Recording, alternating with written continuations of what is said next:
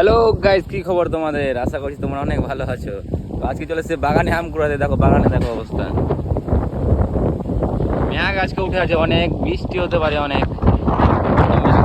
দেখো এই যে এটা আমাদের বাড়ির রাস্তা। এই দেখো আমার ভাতিজা আম কুড়াচ্ছে, রুদ্র। আম পেলে ভাতিজা?